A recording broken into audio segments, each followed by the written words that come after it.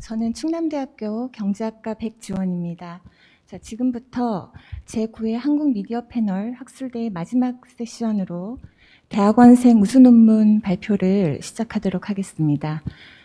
우선 첫 번째 논문은 한양대학교의 박지은 선생님이 발표를 하실 거고요. 논문은 시니어의 심리적 요인과 세대 간 동거 여부가 적극적인 SNS 활용에 미치는 영향을 주제로 지금부터 발표를 시작하도록 하겠습니다.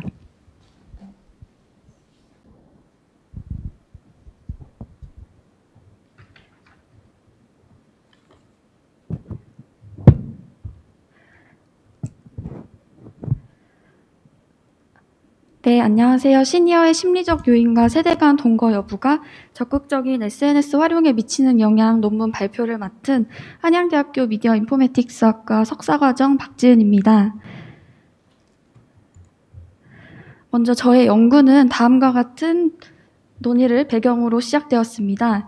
먼저 50대 이상 시니어의 SNS 이용률이 증가하는 추세와 더불어 SNS상에서 적극적으로 자신을 드러내는 시니어 SNS 스타들이 등장한다는 점, 그리고 시니어의 SNS 이용이 건강과 복지에 긍정적인 영향을 미친다는 연구 결과가 다수의 연구를 통해 입증되고 있다는 점입니다. 특히 초픽의 연구에 따르면 소셜 네트워크 기술 사용에 대한 두려움을 극복한 시니어들은 나이 드는 것에 대해 긍정적인 태도를 갖게 된다고 발표한 바 있는데요. 이외에 시니어 SNS 사용의 긍정적인 효과를 강조한 연구들은 시니어의 삶의 질 측면에서 SNS 활용이 중요한 도구로 활용될 수 있다고 주장합니다. 이러한 현상과 연구 결과들을 토대로 시니어들이 소셜 네트워크 기술 활용에 대한 두려움을 극복하고 SNS 활용을 증진시키는 것이 중요한 과제임을 인식했습니다. 따라서 시니어 SNS 활용이 개인적인 특성에 기인한 것인지 혹은 조력자 여부 등의 주변 환경에 기인한 것인지를 알아봄으로써 시니어 SNS 활용을 제고하는 요인들을 탐색하고자 본 연구를 실시하게 되었습니다. 이론적 논의 및 선행연구 검토는 크게 세 가지 파트로 구성하였습니다. 먼저 시니어의 개념을 살펴보고 시니어 SNS 이용에 관한 기존의 논의는 어떠한지, 그리고 시니어의 개인적 특성과 SNS 이용, 마지막으로 시니어의 가구 구성 형태와 미디어 활용에 대한 기존의 논의들은 어떠한지를 살펴보았습니다. 시니어란 기존의 노인이라는 개념에 대한 선입견에서 탈피하고자 하는 시도에서 탄생한 개념입니다. 시니어라는 개념을 연령대별로 정의하기에는 많은 논의가 있기 때문에 어려움이 있지만 주로 50세 이상 장년층부터 75세 이상의 고령층인 노인계층을 포괄하여 지칭하는 개념으로 정의하는 것을 확인할 수 있었습니다. 나아가 최근에는 65세 미만을 뉴시니어, 65세 이하 집단을 올드시니어 집단으로 구분하여 연구를 실시하는 많은 논문들을 확인할 수 있었습니다. 시니어의 SNS 이용에 관한 선행 연구들의 주 목적은 시니어의 SNS 참여를 활성화하기 위한 방안을 탐색하는 것이었습니다. 주로 시니어 SNS 이용 동기를 살펴보거나 SNS를 활용하는 시니어의 개인적인 특성, 그리고 시니어의 SNS 이용의 효과는 어떠한지를 살펴보는 것이 주 목적이었습니다.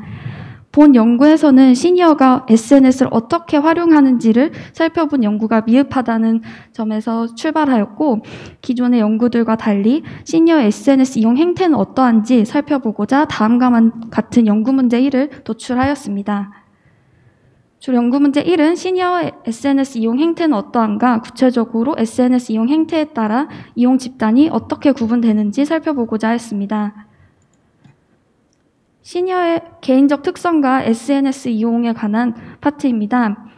보통 SNS 이용자에 관한 연구는 누가 왜 SNS를 이용하는가, 그리고 SNS 이용자의 개인적 특성은 무엇인지를 살펴보는 데 초점을 두었습니다. 주로 이용과 충족 이론에서 파생된 변인들을 위주로 살펴보았는데요. 예를 들어 심리적 성향, 인구 통계적 성향, 그리고 성격 특성 등을 확인할 수 있었습니다. 본 연구에서도 기존에 논의된 개인적 특성을 살펴보는 변인을 사용하고자 인지욕구와 자아존중감, 그리고 인구 통계적 특성을 개인적 특성으로 간주하고 이러한 특성이 시니어 SNS 이용과 어떤 관계가 있는지 살펴보고자 했습니다. 그리고 연구 문제 1을 다음과 같이 도출하였습니다. 마지막으로 시니어의 가구 구성 형태와 미디어 활용에 관한 논의입니다.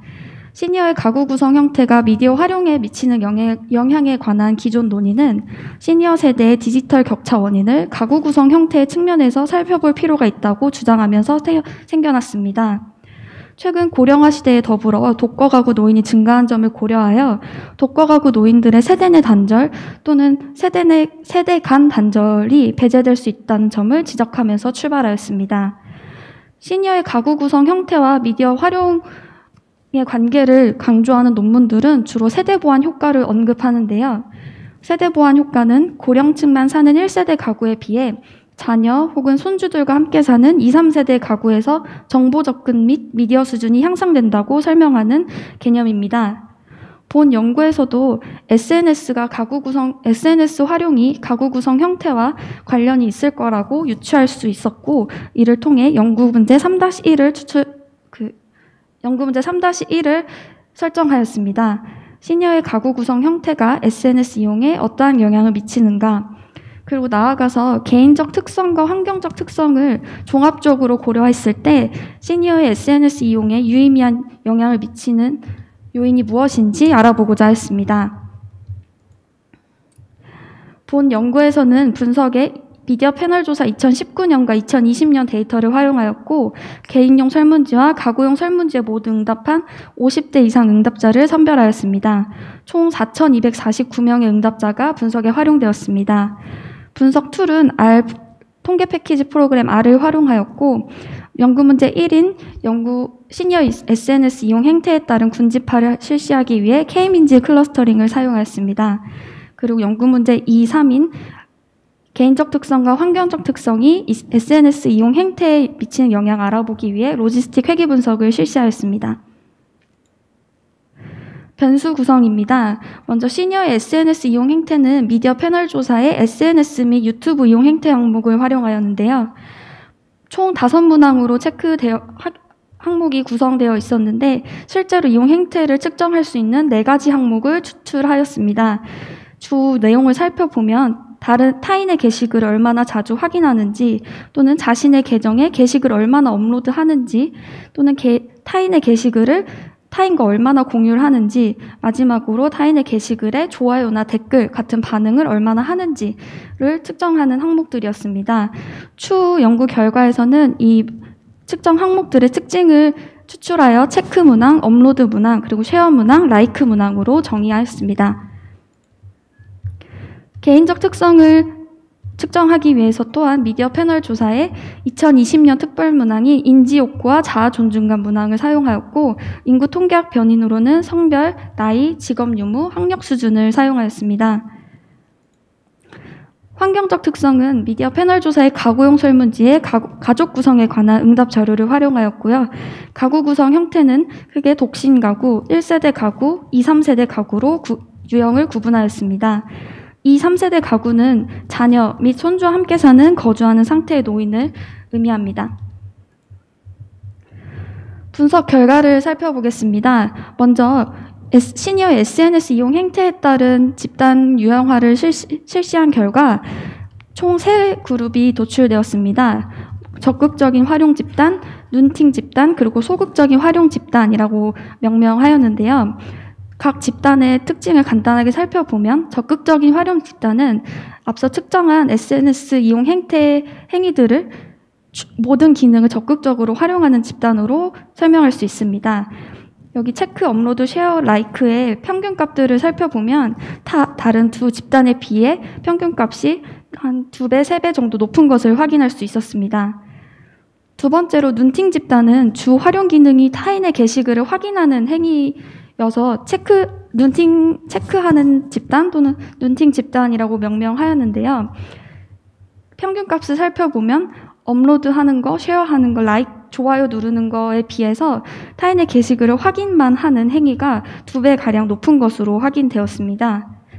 마지막으로 군집의 크기가 가장 큰 소극적 활용 집단은 말 그대로 SNS 모든 기능을 적극적인 활용 집단에 비해서 아주 적게 사용하고 있는 집단임을 확인할 수 있었습니다. 연구 문제 2번과 3번을 분석하기 전에 분석 대상을 재구성하였습니다. 연구 문제 1에서 분류된 군집 1, 2, 3을 두 집단으로 재구성한 것인데요. 단순히 SNS 이용이 증가하거나 감소하거나 또는 SNS를 활용하는지 안 하는지 이러한 특징을 종속 변수로 두는 것보다 SNS 활용이 소극적인 수준에 머물러 있는 집단, 2019년에 비해 2020년도에 SNS 활용이 소극적인 수준에서 적극적인 수준으로 이동한 집단으로 구분하는 것이 이역 인과관계 가능성에 대한 논란을 줄이고 개인의 특수성을 통제할 수 있다고 판단했기 때문에 분석 대상을 재구성하였습니다. 또한 패널 자료의 특성상 동일인의 미디어 이용 행태를 추적할 수 있다는 장점이 있었기 때문에 단순히 SNS를 이용하고 안 하고의 여부가 아니라 2019년에 비해 2020년에 SNS 활용이 소극적인 수준에서 적극적인 수준으로 도약했는지의 여부를 종속 변인으로 두었습니다. 이에 분석을 실시한 결과 먼저 시니어의 개인적인 특성이 SNS 이용에 미치는 영향을 살펴보았는데요. 모델 1, 2, 3은 각각의 개인적인 특성 변인을 각각 개별적으로 넣었을 때고 모델 4의 통합으로 봐주시면 감사하겠습니다. 먼저 개인적인 특성이 시니어 SNS 이용에 미치는 영향을 살펴보았을 때에는 성별, 직업, 학력 수준, 자아 존중감, 인지 욕구 모두 유의미한 변인으로 도출되었습니다. 다음으로 시니어의 환경적인 특성이 SNS 이용에 미치는 영향에 대한 결과인데요. 예상했던 대로 부부 가구에 비해서 2, 3세대 가구에서 즉 자녀와 손주와 함께 사는 가구에서 SNS 활용 수준이 적극적인 수준으로 도약할 가능성이 높은 집단에 속할 확률이 높은 것으로 나타났습니다. 마지막으로 개인적인 특성과 환경적인 특성을 모두 고려하였을 때도 환경적인 특성과 개인적인 특성이 모두 유의미한 변인으로 나타나는 것을 확인할 수 있었습니다. 추가로 나이 변수가 SNS 활용에 미치는 영향에 강력한 영향을 미치는 변수임을 이전 분석에서 확인하였기 때문에 나이를 기준으로 개인적 특성과 환경적 특성이 어떠한 영향을 미치는지 살펴보았는데요. 먼저 집단은 65세 미만의 뉴 시니어 집단, 65세 이상의 올드 시니어 집단으로 구성하였습니다. 이 집단을 구성한 근거에는 선행 연구에 기초하였고요.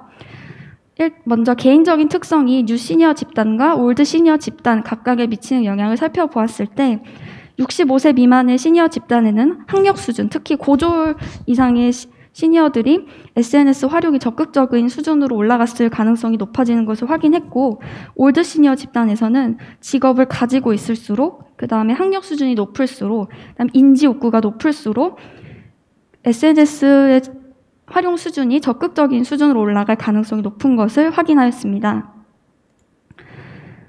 다음으로 환경적 특성과 개인적, 그다음에 환경적 특성을 모두 고려하였을 때 결과입니다. 이 부분에서 좀 흥미로운 결과가 나왔는데요.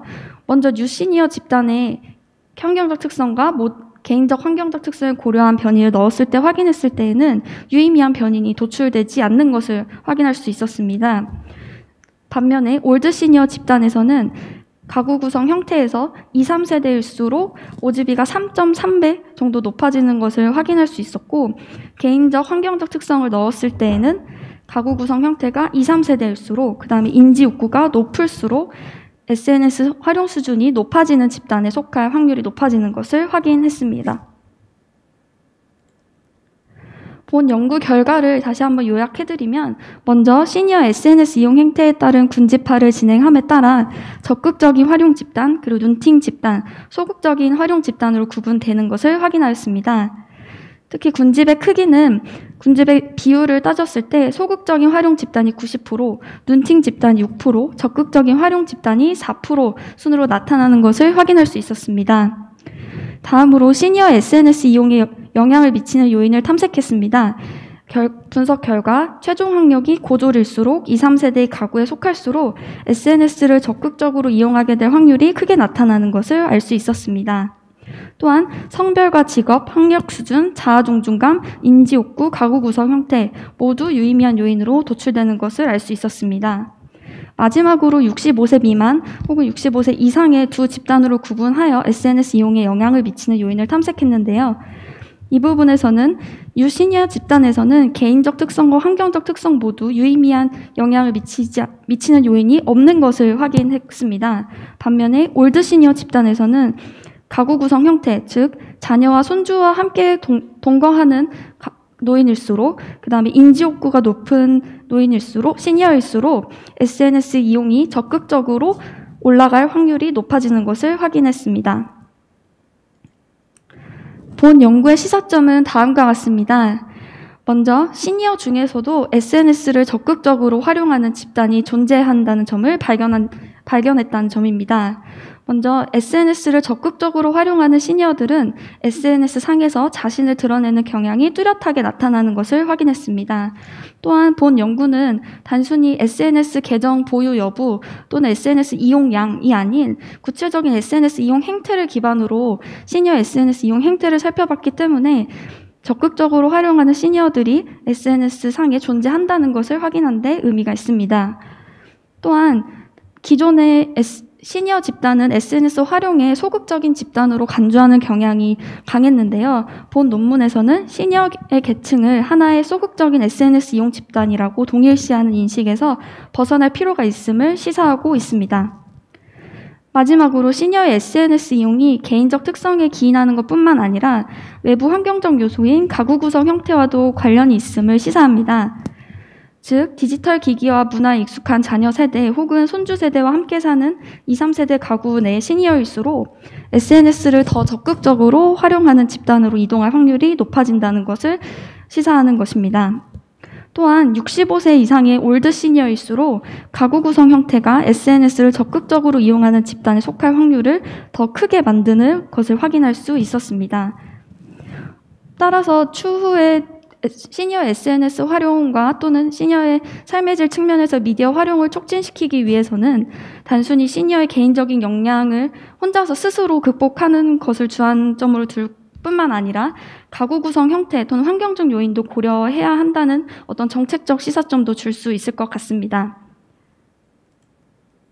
네, 발표는 여기서 마치도록 하겠습니다. 감사합니다.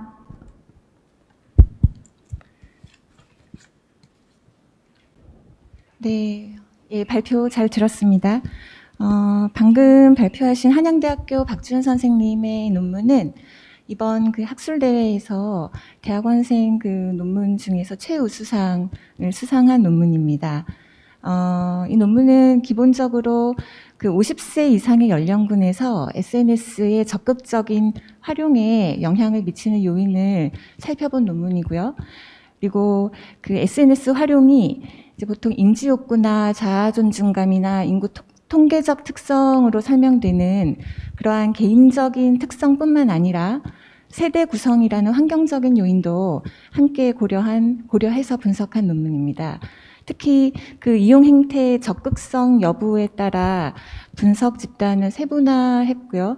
그리고 환경적인 요인이 시니어의 디지털 격차, 디지털 활용 능력에 미치는 영향을 함께 탐색했다는 점에서 흥미로운 논문이라고 생각이 되고, 또 그런 점에서 기존의 선행 연구들의 내용들을 보완할 수 있는 그러한 연구라고 생각이 되고요. 그리고 이 논문에서는 이제 환경적 요인으로 세대 구성의 행태만을 사실 고려했는데, 디지털 격차를 설명할 수 있는 다른 환경 요인들도 이제 함께 고려할 수 있으면 추후에 더 개선된 그런 후속 논문을 기대할 수 있는 그런 잘 된 논문이라고 생각합니다. 네, 바로 다음 논문을 들어볼 텐데요. 다음은 경기대학교의 이동아 선생님께서 연령과 인지욕구가 전자상거래 이용에 미치는 영향에 대해서 발표를 해주시도록 하겠습니다.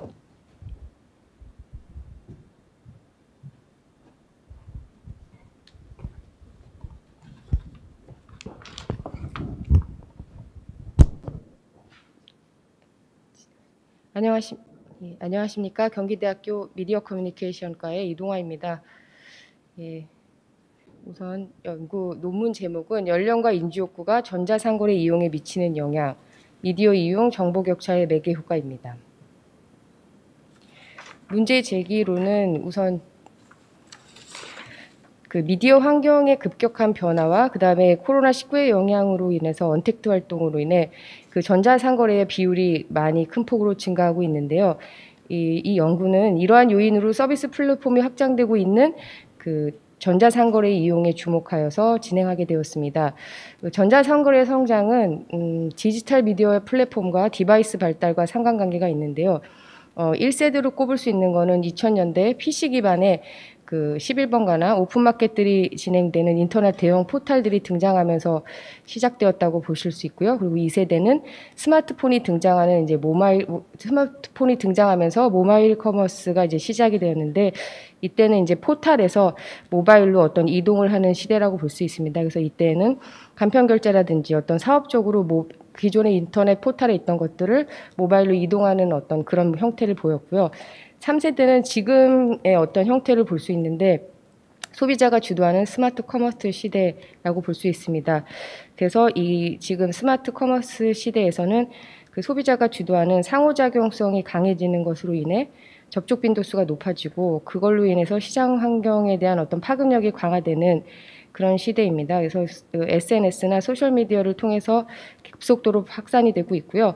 근래에는 동영상 콘텐츠인 비디오 커머스 같은 것들이 확장되면서 제품 정보 이외에 재미와 공감을 주는 그런 형태의 어떤 그 서비스가 진행되고 있습니다. 그런데 이제 코로나19로 작년부터 이제 언택트 생활이 되면서 이 전자상거래 이용률이 굉장히 크게 높게 나타나고 있는데요. 그 왼쪽 장표를 보시면 2020년도 온라인 쇼핑 동향에 19년도에 비교해서 거의 19% 이상 성장한, 거의 20% 가까이 성장한 모습을 보실 수가 있는데요. 그 아래 하단에 연령별 인터넷 쇼핑 이용 추이를 보시면 40대, 50대, 60대의 중장년층의 어떤 이용률을 보았을 때 그 2019년 대비 2020년 굉장히 많은 그 이용률의 성장률을 보실 수 있습니다. 그런데 이제 특이점은 그 40, 60대의 어떤 그 연령별로 이용률의 차이가 2020년도에 늘긴 했으나 전체적인 부분들이 고연령으로 가면서 이용률이 떨어지고 있는 현상을 보실 수 있으시고요.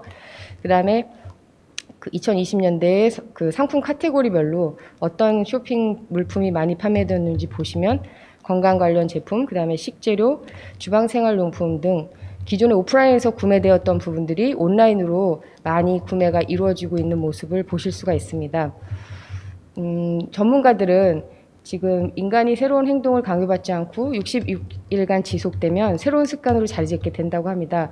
이는 그 기존에 오프라인을 이용했던 고객들이 오프라인으로 익숙해진다면 이제는 오프라인 거래 방식으로 돌아가지 않을 가능성이 높다고 합니다. 이런 상황에서 이제 전자상거래는 단순히 선택의 영향이 아닌 어떤 필수적인 생활 요소로 자리 잡고 있는데요. 이러한 상황에서 미디어의 친화적인 또는 비친화적인 소비자의 특성에 따라서 정보 격차가 발생될 거라고 예상이 되옵니다. 그래서 이를 토대로 연구를 진행하게 되었습니다. 이론적 배경은 정보 격차에 대한 부분입니다. OECD에서 정의하기로는 정보 및 ICT에 접근할 수 있는 기회 혹은 여러 가지 활동을 위해 인터넷을 이용하는 것과 관련해서 각기 다른 사회적, 경제적 수준에 따른 개인, 가정, 기업체 및 지역사회의 격차를 보고 있는데요. 이러한 격차는 기본적으로 사회적 조건 차이에 기인되지만 이러한 것으로 인해서 기회 불평등이나 사회적 불평등이 심화되는 문제점으로 나타난다고 합니다. 초기에 디지털 정보 격차에 대한 연구는 그 정보통신, 기술 접근에 대한 어떤 개념에서 많이 정의되었는데 기기가 확산되면서 이제는 양적인 접근이 아닌 질적인 접근에 대해서 논의가 시작되었고요. 근래에는 질적인 접근에서도 더 세분화해서 지적 정보 격차로 심화되는 부분에 대한 연구들이 많이 진행되고 있습니다. 정보 격차에 대한 전자상거래 선행 연구를 좀 살펴보면 인터넷 쇼핑에서 어떤 전자상거래 쇼핑 가치, 구매 의도와 정보 격차의 상관관계는 실제적으로 인터넷을 양적으로 많이 활용하는 것보다 참여하고 생산하는 등 질적 활동하는 것이 쇼핑 가치와 구매 의도에 더 큰 영향을 미치는 것으로 나타났고요. 그리고 정보 습득 및 접근 활용이 어려운 집단이 인터넷 쇼핑에서 상품 구매 후 활동이 소극적이고 그에 반대로 정보 습득이 높은 집단은 고객 평가 같은 그 리뷰를 다는 등의 적극적인 행동을 하는 것으로 나타나고 있습니다. 정보격차 요인으로 우선 연령인데요. 정보격차의 다양한 요인들이 연구되고 있습니다. 근데 현재까지도 계속 주목받고 있는 것은 연령이라고 볼 수 있는데요. 이런 부분들은 어떤 세대 간의 격차로 나타난다고 해서 지금 요즘에 이제 개념으로 설명되고 있는 게 디지털 네이티브인데 이런 부분들은 마치 그 스마트 기기, 디지털 기기를 원어민, 네이티브 스피커처럼 자유제재로 사용할 수 있는 세대를 지칭하는데 반대로 이런 부분들을 자유롭게 사용하지 못하는 세대를 디지털 이민자라고 지금 불리우고 있습니다. 디지털 활용 능력에 대한 것들을 더욱 세분해서 보면 50대 60년대들이 어떤 질적 활용에 대한 부분들이 많이 떨어지고 있는 것들.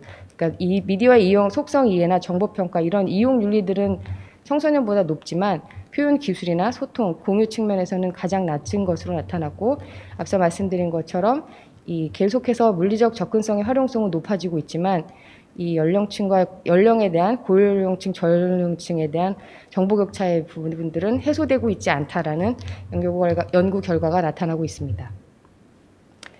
정보 격차 요인으로 인지 욕구인데요. 앞서 말씀드린 정보 격차의 요인으로 연령이 주요 요인이라고 한다면 심리적 측면의 동기적 요인으로 인지 욕구가 이제 새롭게 등장하고 있습니다. 인지 욕구란 그 문제 해결을 위한 정보 처리에 대한 인지 욕구를 의미하는데요. 인지 욕구가 높은 사람은 그 메시지에 대한 처리 동기가 높고 검색, 요약, 통합에 대해서 노력을 기울이는데 반해 인지 욕구가 낮은 사람들은 그 검색, 통합하는 분석하기보다는 휴리스틱을 통해서 간단하게 처리하는 경향이 있다고 합니다. 그리고 인지 욕구가 높은 사람은 정보 처리 동기가 높아서 처리 능력도 높고 낮은 사람은 정보 처리 등 동기도 낮고 능력도 저조한 것으로 나타나고 있습니다. 이 인지 욕구가 정보 격차의 요인이기도 하지만 전자상거래 마케팅 측면에서 광고 태도, 브랜드 태도, 상표 인지나 구매 의도 등에 영향을 미쳐서 기업들의 어떤 마케팅 전략 수단으로 많이 이용되고 있는데요. 그거에 대한 관한 연구로 스마트폰 쇼핑 환경의 상호작용을 봤을 때 인지욕구가 높은 소비자들에게 효과가 큰 것으로 나타났고요. 이 연구를 통해서 인지욕구가 낮은 사람들을 위해서는 이용 편리성을, 인지욕구가 높은 소비자들을 위해서는 상호작용성이 높은 서비스의 어떤 개발이 요구된다고 볼 수 있습니다. 이를 토대로 연구가설을 7가지를 설정을 하였습니다. 연령은 전자상거래 이용의 부적 영향, 인지욕구는 전자상거래 이용의 정적, 연령은 정보격차의 부적, 인지욕구는 정보격차의 정적, 정보격차는 전자상거래 이용에 정적 영향을 미칠 것이다. 그리고 정보격차는 연령과 인지욕구가 전자상거래 이용에 미치는 영향을 매개할 것이다 라고 해서 7가지 연구가설을 설정하였습니다. 여기에 대한 연구 방법은 한국 미디어 패널 2020년 데이터 자료를 사용했고요. 총 9,896명의 패널 자료를 활용했습니다.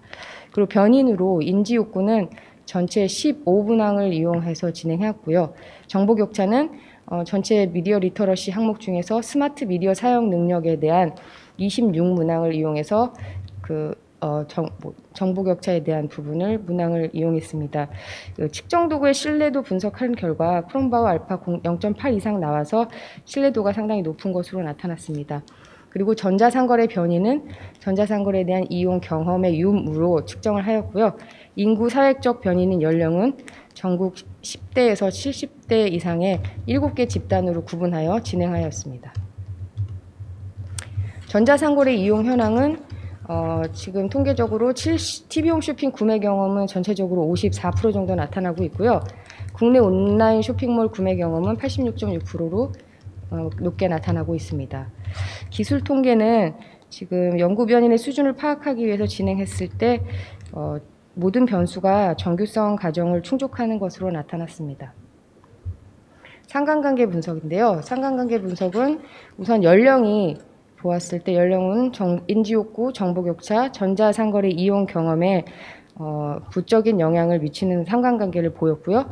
인지욕구는 정보격차와 전자상거래 이용 경험에 정적인 상관관계를 보이는 것으로 나타났습니다.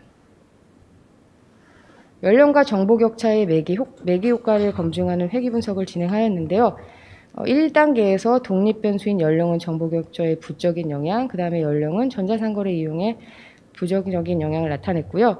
그리고 3단계에서는 연령이 전자상거래 이용의 부적인 영향이 정보 격차에 정적인 영향을 미치는 것으로 매개 효과가 검증된 것으로 나타났습니다. 그 다음에 인지욕구와 정보격차의 매개효과 검증 회귀 분석을 실시하였는데요.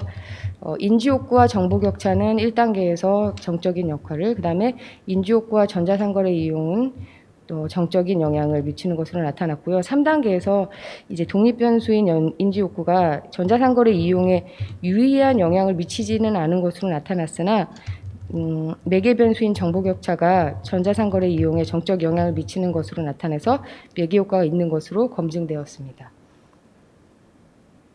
예, 결론을 말씀드리겠습니다. 우선 이 논문의 결과로는 연령이 높을수록 디지털 정보에 대한 접근성과 활용도가 낮아지고 이로 인해 전자상거래 이용도 낮아지는 것으로 나타났고요. 인지욕구는 높을수록 정보에 대한 접근성, 활용도도 높고 전자상거래 이용도 높아진다는 영향을 미치는 것으로 나타났습니다. 이에 따라 연령과 인지욕구 수준에 따라서 전자상거래 이용의 차이가 있고 이러한 차이는 디지털 정보의 접근성과 활용도인 정보격차의 영향에 따라서 달라지는 것으로 알 수 있습니다. 이 연구의 의미로는 정보격차의 다양한 요인 중 주요 요인으로 보이는 연령을 선정하여 세분화했다는 점이고 기존에 잘 다루어지지 않았던 내적 동기 요인인 인지욕구를 추가하고 심화하였다는 점이고요. 그리고 전자상거래의 이용 현황에 집중하여서 이 소비자 특성을 정보격차에 대한 부분들로 이용하여서 학문적 이해도를 넓혔다는 부분입니다. 한계점으로 볼 수 있는 것은 그 정보격차에 대한 측정 항목으로 스마트 미디어 이용 현황만을 사용하였는데요. 이거 이외에 어떤 미디어 질적 이용에 대한 부분들을 조금 더 추가적으로 이용한다면 좀 더 좋은 자료를 만들지 않았을까 생각이 들고요. 그 다음에 전자상거래 이용 측정에 대해서 단순히 경험 유무만으로 측정한 것도 한계점으로 지적이 되고 있습니다. 향후 연구에서는 보다 다양한 변수의 측정 항목을 추가하여 종합적인 연구가 필요하다고 보고요. 현실적인 의미를 도출하기 위해 연령과 전자상거래 플랫폼을 더 세분할 필요가 있다고 판단됩니다. 네, 이상입니다. 감사합니다. 네, 발표 감사합니다. 방금 발표하신 경기대학교 이동하 선생님의 논문은 이번 학술대회에서 우수상을 받은 논문입니다. 네, 본 연구는 연령과 인지욕구가 전자상거래의 이용에 미친 영향을 분석을 했고, 특히 그 전자상거래 이용에 미친 영향을 분석할 때 질적인 정보 격차가 매개하는 효과가 유의미하게 있는지, 그리고 있다면 얼마나 있는지를 그 정도를 식별하고 정량적으로 확인했다는 점에서 흥미로웠고요. 그리고 특히 정보 격차에 영향을 줄 수 있는 요인으로 인지욕구라는 심리적인 변수를 포함해서 분석했다는 점에서 기존의 어떤 선행 연구들과 좀 다른 시도를 한 게 아닌가. 그래서 그런 점에서 흥미로운 논문이라고 생각이 듭니다. 자, 그리고 마지막으로 다음은 한국과학기술원의 박진환 선생님께서 가구 내 미디어 기기 구매와 폐기 분석에 관한 논문을 발표해 주시겠습니다.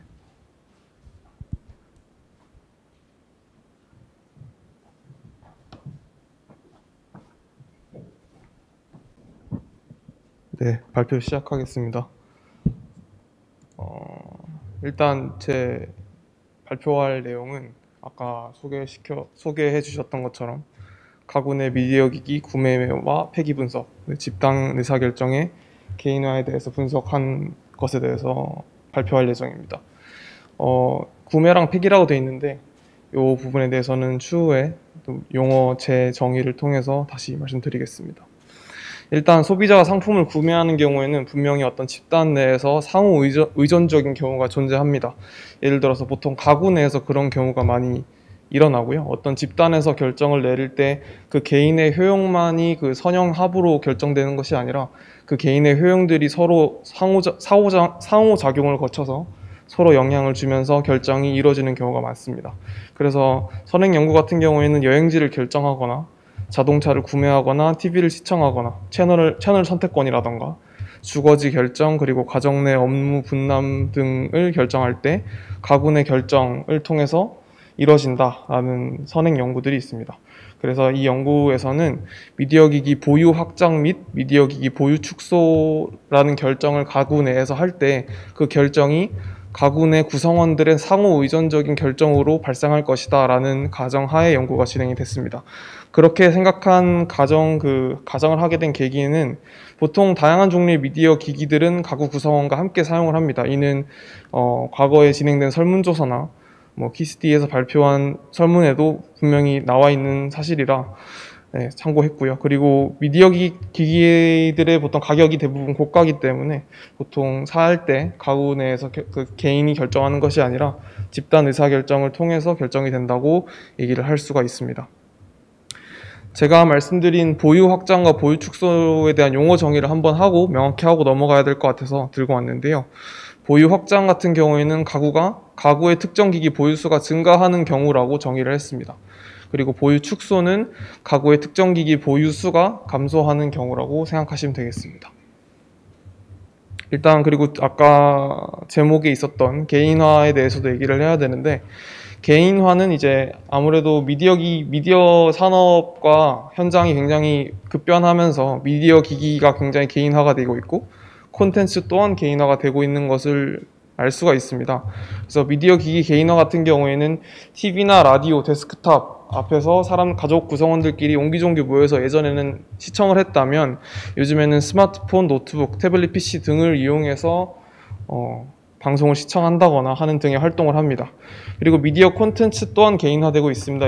예전 같은 경우에는 시청률이 30%에서 40% 나오는 것이 굉장히 잘 나가는 TV 프로그램에서는 있었던 일인 것에 비해서 요즘에는 그걸 즐길 수 있는 창구가 굉장히 다양화되어 있고 그것이 개인의 취향에 맞게 굉장히 개인화되고 있기 때문에 그것의 대표적인 예시가 OTT 서비스, 넷플릭스 같은 OTT 서비스라고 보시면 되겠고요. 유튜브 같은 것만 해도 굉장히 다양한 사람들이 다양한 채널에 있는 동영상을 즐기고 있기 때문에 미디어 콘텐츠 또한 개인화되고 있다고 보면 되겠습니다. 그리고 앞서 말씀드렸던 것처럼 미디어 기기의 보유 확장 및 축소 결정은 가구 내에서 공동으로 결정하는 사안입니다. 그리고 이것이 어떤 미디어 기기의 보유 확장 혹은 축소 결정이 가구 내에서 공동으로 결정하는 사항이라면 이것이 미디어 기기 그리고 콘텐츠가 개인화되면서 이 결정 형태의 변화가 어떻게 변화하는지에 대해서 살펴본 것이 본 연구의 핵심입니다. 일단 그것에 대한 근거를 가져오기 위해서 키스티 데이터 이 미디어 패널 조사 데이터로부터 가구 규모당 평균 미디어 기기 증가 혹은 감소량을 들고 왔는데요.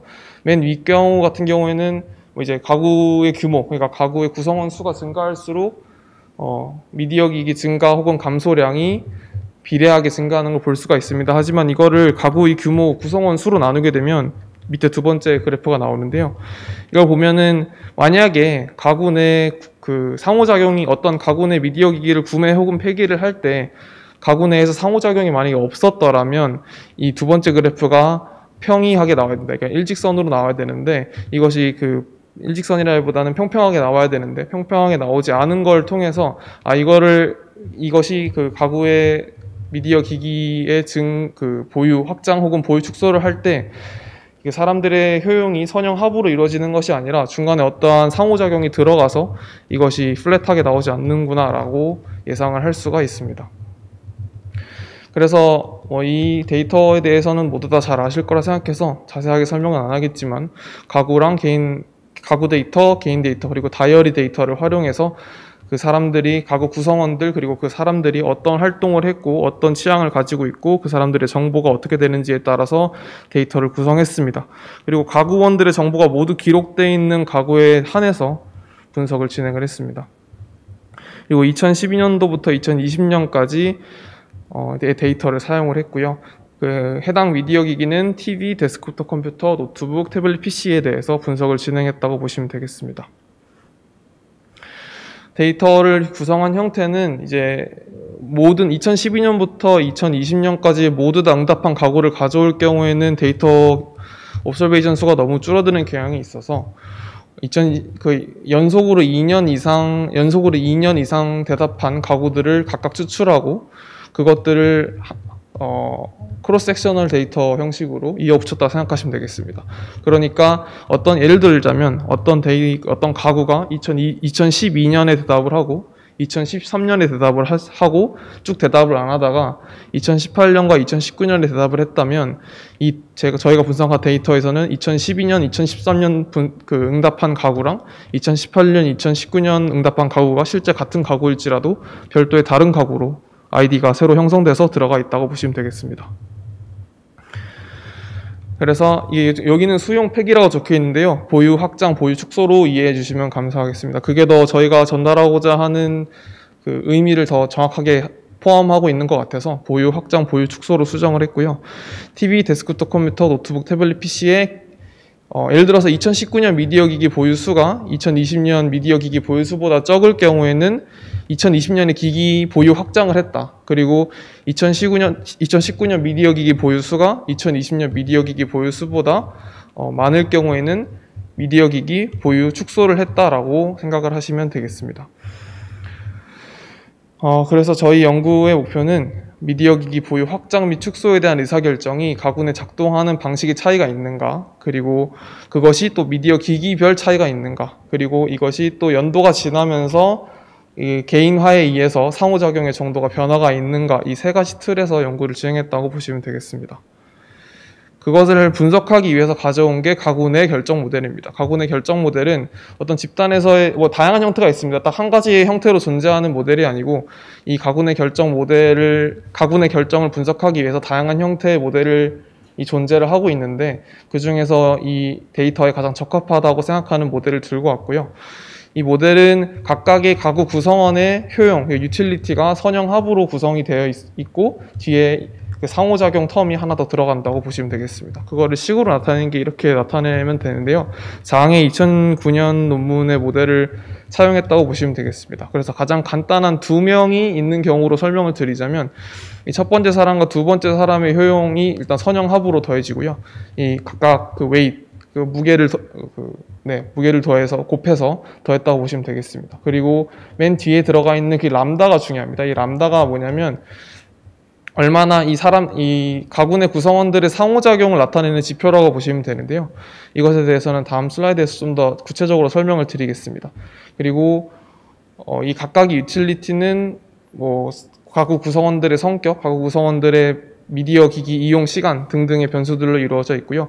웨이 또한 가구 구성원들의 나이나 가구 구성원들의 성별 등의 가구 구성원의 성격들로 이루어진 변수들로 구성되어 있습니다. 그 식 또한 뒤 슬라이드에서 설명을 드리겠습니다. 이것도 해당되는 내용이고요. 람다에 대한 해석이 사실 이 논문의 제일 중요한 포인트라서 별도의 슬라이드로 구성을 했는데요. 람다가 만약에 추정 과정을 거쳐서 람다가 양수로 나오는 경우와 음수로 나오는 경우를 다르게 해석을 해야 됩니다. 그게 유틸리티의 부호가, 그러니까 피티드된 적합된 유틸리티의 부호가 뭐냐에 따라서 람다의 해석이 달라지긴 하는데 결국엔 큰 틀로 결론부터 말씀드리자면 람다가 음수인 것이 개인화된 결정을 하는 과정이다라는 걸 나타냅니다. 왜냐하면 람다가 양수인 경우, 특히 그 핵심인 경우는 이 가구 내에서 어떤 두 사람이 있다고 가정했을 때 그 두 사람이 어떤 미디어 기기를 구매 혹은 폐기하는 과정에서 그 주장에 그러니까 그 두 명의 의견에 갈리는 경우가 제일 중요한데요. 그 두 명의 의견에 갈리는 경우에 람다가 양수인 경우에는 어떤 액션을 취하지 않으려고 하는 사람의 의견을 따르게 됩니다. 상호작용의 방향이. 근데 람다가 마이너스인 경우에는 서로 동의하지 않는 상황이 발생했을 때 그룹 결정 과정을 거치면서 구성원 중 그 액션을 취하는 사람의 의견을 존중하는 방향으로 상호작용이 발생합니다. 그래서 람다가 양수인 경우는 어떤 그룹원들끼리 서로의 의견을 좀 더 고려한다고 보시면 되고, 람다가 음수인 경우는 그룹원들끼리 서로의 의견을 고려하지 않는다, 즉 개인화되어 있다라고 보시면 되겠습니다. 그래서 이 람다 값이 연도가 거침에 따라서 어떻게 변화하냐가 이 미디어 기기의 보유 확장 혹은 보유 축소의 경향성을 나타낸다고 해석을 할 수가 있습니다. 그냥 다양한 변수들이 들어갔다는 걸 보여드리기 위해 이 식을 들고 왔는데요. 그냥 나이, 성별, 직업 여부, 그다음에 소득 분위, 그리고 연도, 그 다음에 다이어리 데이터로부터 종이 매체를 얼마나 썼는가, TV를 얼마나 봤는가, PC를 얼마나 사용했는가, 스마트폰을 얼마나 사용했는가 등이 들어가고요. 이 람다 또한 가구 변수로 구성되어 있는 가구들의 변수 설명 변수로서 구성을 했는데요.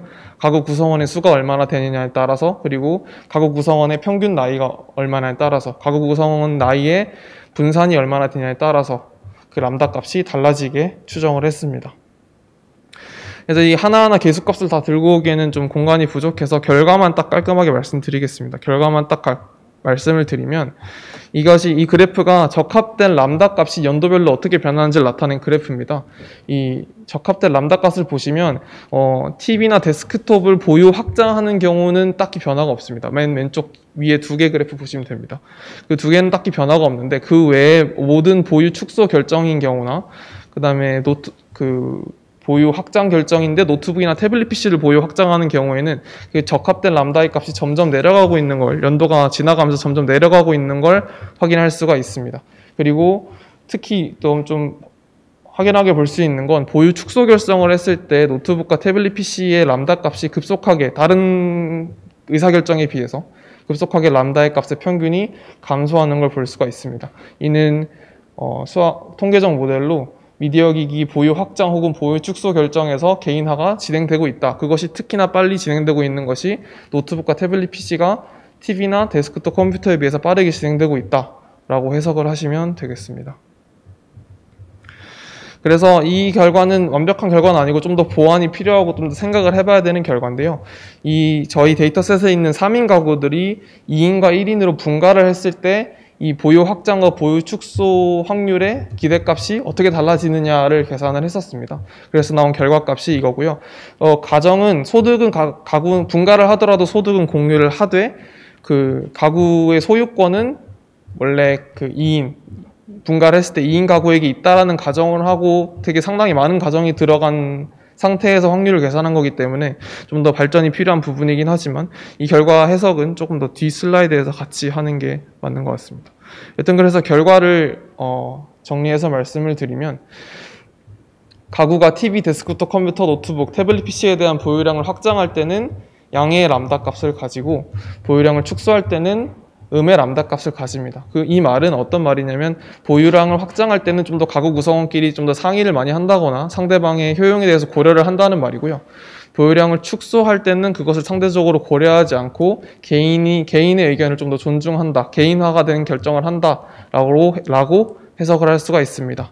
또한 적합된 람다 값은 보유 확장과 축소 상황에서 모두 시간에 따라, 연도에 따라서 감소되는 양상을 보여줬고요. 그리고 아까 표로 보여드린 가구 원수가 3인에서 2인으로 감소하는 경우 보유 확장은 감소될 것으로 예상하고 보유 축소는 증가될 것으로 예상을 합니다. 특히 그 TV와 태블릿 같은 경우에는 전체 보유수가 증가할 것으로 예측이 됐고요. 데스크톱 컴퓨터와 노트북의 전체 보유수는 1인 가구가 증가하는 추세에서 감소할 것으로 예측이 됐습니다. 본 연구 결과는 기업들의 마케팅 결정 같은 것에도 간접적으로 줄 수 있는 것이, 예를 들어서 구매 같은 경우에는 가구 내에서 서로의 니즈를 충족시키기 위해서 그 인터랙션이 존재한다라는 것이 밝혀졌기 때문에, 어떤 구매 촉진을 위한 프로모션을 할 때 가족 단위에서의 니즈보다, 근데 또 이제 시간이 지나면서 람다 값이 점점 개인화되고 있다는 결과도 나왔기 때문에, 촉진을 위한 프로모션을 할 때 가구 구성원에 해당되는 개인의 효용에 초점을 맞춰서 더 진행해야 될 것이다 라고 예상을 할 수가 있습니다. 물론 이 모델로 뽑은 결과들이 집단의 의사결정이 개인화되고 있음을 보이긴 했지만, 개인화되어 가고 있는 이유가 무엇인지에 대한 정확한 메커니즘을 규명하진 않기 때문에 이에 대한 추가 수정과 추가 보정이 있을 예정이고, 그것에 대해서 생각하고 있습니다. 그래서 이 미디어 기기를 판매하는 기업에게 마케팅 전략의 방향성을 제시하고, 향후 정부의 미디어 관련 정책에도, 왜냐하면 미디어 기기의 보유량 같은 것을 예측할 수 있기 때문에 이것의 방향성을 제시해 줄 수 있을 것으로 예상되면서 저희 발표를 마치겠습니다. 감사합니다. 네, 발표 잘 들었습니다. 감사합니다. 방금 발표하신 논문은 이번 학술대회에서 우수상을 받은 논문입니다. 기존의 그 미디어 소비의 개인화 추세를 설명하는 그러한 연구들은 드물지는 않았는데요. 이 논문은 미디어 소비의 개인화 추세에 맞춰서 가구 내 미디어 기기 구매나 폐기를 하는 그런 의사결정에 상호작용의 구조 변화가 있는지를 살펴본 것이고, 그리고 그 분석 결과 미디어 기기의 구매 및 폐기에 대한 가구 내 의사결정의 개인화가 진행되고 있다. 그 점을 확인한 연구입니다. 가구 내 의사결정 과정에서 가구원 간의 상호작용의 정도나 시간이 지나면서 의사결정이 개인화되는 그 변화 추세를 정량적으로 평가하고 그 결과를 설명하고 있다는 점에서 이 논문의 연구 주제뿐만 아니라 그 방법론의 측면에서도 매우 흥미로운 논문이라고 그렇게 생각이 듭니다. 근데 그 발표자께서도 잠깐 언급하셨다시피 이러한 결과를 무엇이 초래했는가, 그 개인화되는 메커니즘, 그 인과관계에 대한 분석은 나타나 있지 않는데 향후에 이러한 부분이 보완이 되면 더 흥미로운 그런 후속 연구를 기대할 수 있을 것으로 그렇게 생각이 듭니다. 오늘 발표하신 그 3편의 논문 모두 미디어 패널 학술대회에서 모두 최우수상, 우수상을 수상한 잘 분석된 논문이고요. 그리고 그 미디어 패널에 축적된 자료를 효과적으로 잘 활용해서 최근에 관심을 끌고 있는 그러한 연구 문제들에 대해서 유의미한 그러한 연구 성과들을 발표를 해주셨습니다. 3분 모두 감사드립니다. 자, 이상으로 대학원생 우수 논문 발표 세션을 마치도록 하겠습니다.